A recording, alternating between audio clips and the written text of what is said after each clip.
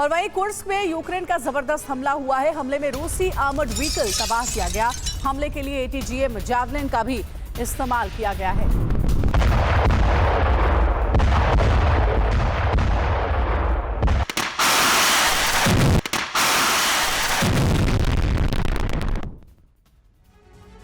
पहले युद्ध विराम से पुतिन का इनकार और अब नाटो से टकराने को तैयार। पुतिन ने ऐसा ब्लूप्रिंट बनाया है कि जो भी देश यूक्रेन को हथियार सप्लाई कर रहे हैं उन्हें बैकफुट पर धकेला जाए। इसलिए यूक्रेन में उन ठिकानों पर हमला करने की प्लानिंग है जहां नाटो सैनिक मौजूद हैं। इसके अलावा उन हथियार डिपो को भी रूस तबाह कर सकता है जहां नाटो देशों से आए हथियार रखे हुए हैं। लेकिन ज़ेलेंस्की ने इससे पहले ही रूस में ताबड़तोड़ हमले करके 10 से ज्यादा शहरों को दहला दिया है। ज़ेलेंस्की को उम्मीद जगी है कि पुतिन का युद्ध विराम से इनकार करना रूस अमेरिका में टकराव को बढ़ा सकता है। ऐसे में ट्रंप से बात करके ज़ेलेंस्की हथियार मांग सकते हैं जिससे रूस में तबाही का अगला चरण शुरू किया जा सके। UEM Jaipur is a perfect target for prospective students aspiring for good jobs, good education with future-ready skills.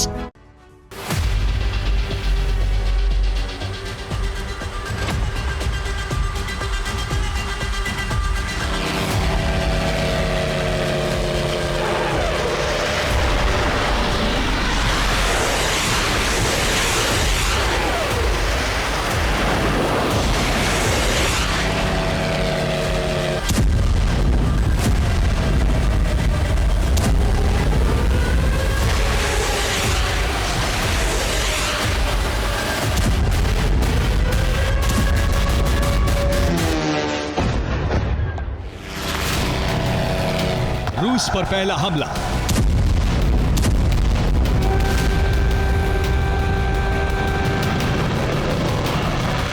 रूस पर दूसरा हमला।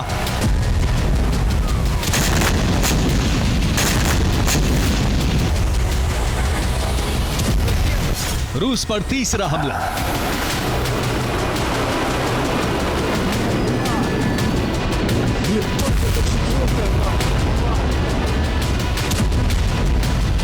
और इस तरह एक बार फिर रूस धुआं धुआं हो गया। पुतिन ने युद्ध विराम से इनकार किया तो ज़ेलेंस्की को उम्मीद जगी कि अब अमेरिका रूस में टकराव हो सकता है।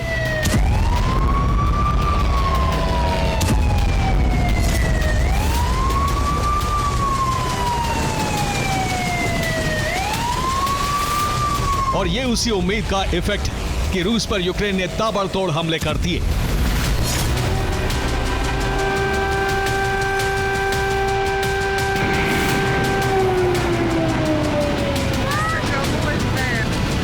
रूस के 10 से ज्यादा शहर हमले में सुलग उठे। 24 घंटे में 90 से ज्यादा अटैक किए गए, जिसमें नेटो से मिले हथियारों का इस्तेमाल हुआ। ड्रोन स्ट्राइक के अलावा यूक्रेन ने ब्रिटेन से मिली स्टॉर्म शैडो मिसाइल का इस्तेमाल किया। साथ ही फ्रांस से मिले स्कैल्प मिसाइलों से भी रूस के सैन्य ठिकानों को निशाना बनाया गया। साथ ही अटैक एमएस से भी रूस में तबाही मचाई गई। Army tactical missile system Ukraine को अमेरिका से मिला है।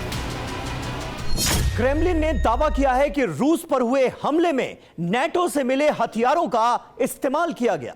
ज़ेलेंस्की सेना की मदद के लिए ब्रिटेन से स्पेशल कमांडो और टेक एक्सपर्ट की कई टीमें पहुंची हैं। यानी अब यूक्रेन को फ्रंट फुट पर रखकर कई नेटो देश युद्ध लड़ रहे हैं, जिसमें उनके सैनिक भी शामिल हैं, जबकि हाईटेक हथियार तो वो पहले से ही सप्लाई करते रहे हैं। अभी जिन देशों के सैनिक यूक्रेन में मौजूद हैं, उनमें ब्रिटेन, फ्रांस, पोलैंड, एस्टोनिया और रोमानिया शामिल हैं, जबकि कई और देश सैनिक भेजने की तैयारी में हैं, जिसमें एस्टोनिया के अलावा बाकी दोनों बाल्टिक देश और नॉर्डिक देश शामिल हैं। पिछले 24 घंटों में हुए हमलों में नाटो देशों के सैनिक शामिल हैं, जिन्हें खास तौर से स्पेशल ऑपरेशन के लिए भेजा गया है। ज़ेलेंस्की को अब यह समझ आ चुका है कि युद्ध विराम टल गया है और अब यह युद्ध लंबा खिंच सकता है।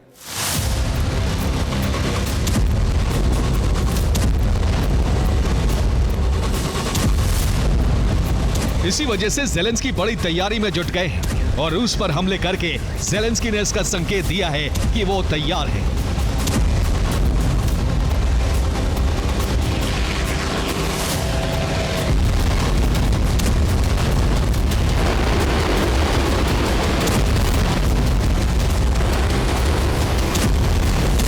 रूस के स्मॉलेस्ट पर यूक्रेन ने बीती रात कई ड्रोन हमले किए, जिसमें हथियार गोदाम के अलावा सैन्य ठिकानों को टारगेट किया गया।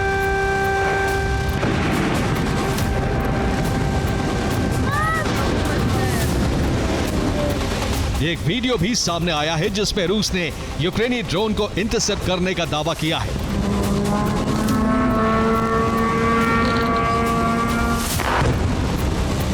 ये वही वीडियो है जिसमें साफ तौर पर देखा जा सकता है कि पंजशीर एयर डिफेंस सिस्टम ने यूक्रेन के कामिकाज़े ड्रोन को हवा में खाक कर दिया। इसी हमले में एक एविएशन फैक्ट्री पर भी हमला किया गया, जिसमें रूस को बड़ा नुकसान हुआ है।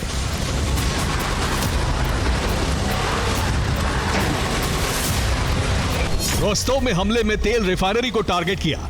यूक्रेन ने हमले के लिए 10 से ज्यादा ड्रोन भेजे थे, जिसमें से 8 हमला करने में कामयाब हुए। हमले से रिफाइनरी में आग लग गई।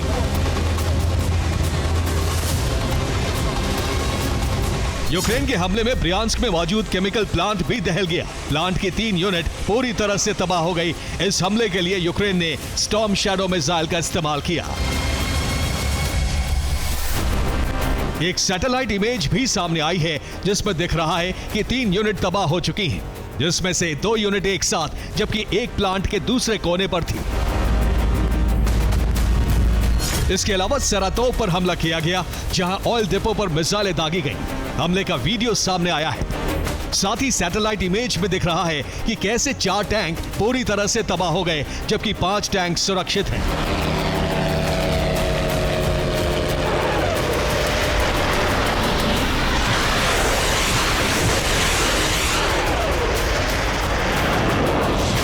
यूक्रेन ने कुछ घंटे पहले इसी तरह के हमले किए, जिसमें उन हथियारों का इस्तेमाल किया जो नेटो से मिले। खास बात यह है कि उन्हें चलाने के लिए नेटो से पहुंचे कमांडर स्पेशल ट्रेनिंग दे रहे हैं। नेटो से मिले हथियारों के दम पर यूक्रेन ने जबरदस्त हमले किए हैं, जिसमें रूस के कई शहरों पर ड्रोन स्ट्राइक की गई है। स्मोलेंस्क में मौजूद एविएशन प्लांट हमले में खाक हो गया। स्मोलेंस्क प्लांट में फाइटर जेट सुखोई 25 का प्रोडक्शन होता है। हमले में 3 अंडर प्रोडक्शन Su-25 पूरी तरह तबाह हो गए। यूक्रेन के हमले में Su-25 के पार्ट्स भी नष्ट हो गए, साथ ही दूसरे कलपुर्जे भी नष्ट हो गए। प्लांट में KH-55 और KH-59 मिसाइलों का भी प्रोडक्शन हो रहा था। हमले के दौरान एक मिसाइल में विस्फोट हो गया, जिससे प्लांट का बड़ा हिस्सा तबाह हो गया। हालांकि रूस का दावा है कि उसने सुरक्षा के लिए एयर डिफेंस लगाए थे, जिन्होंने 3 ड्रोन मार गिराए।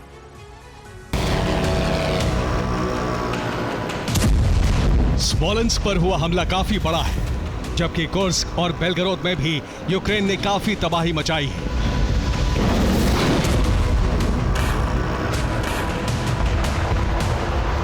ये तुला पर हमले की सैटेलाइट इमेज है, जिसमें एक तरफ ऑयल डिपो पर हमले से पहले की तस्वीर है, जबकि दूसरी तरफ हमले के बाद की तस्वीर है। ऑयल डिपो में मौजूद 3 स्टोरेज टैंक पूरी तरह तबाह हो जाते हैं। इसी तरह वोरोनिश के लिस्की टाउन पर भी हमला किया गया, जिसमें एक ऑयल डिपो में आग लग गई। कई घंटे बाद आग बुझाई गई, लेकिन तब तक रूस को बड़ा नुकसान हो चुका था। यूक्रेन ने डोनेट्स्क इलाके में भी रूस को पीछे ढकेला है, जिसमें रूस के 500 से ज्यादा सैनिक मारने का दावा यूक्रेन ने किया है, जबकि पिछले 24 घंटों में अलग अलग इलाकों में 1600 रूसी सैनिक मारने का दावा यूक्रेनी रक्षा मंत्रालय ने किया है। यूक्रेन ने डोनेट्स्क में हमला रूस की माउंटेन असॉल्ट ब्रिगेड पर किया था, जिसमें कॉम्बैट बाइक और कई बख्तरबंद गाड़ियां शामिल थी। सभी जलकर खाक हो गई। यूक्रेन के हमले में रूस को जबरदस्त नुकसान हुआ है, जबकि यूक्रेन नेटो के हथियारों का इस्तेमाल कर रहा है, जबकि नेटो की मदद से ड्रोन का प्रोडक्शन भी कर रहा है।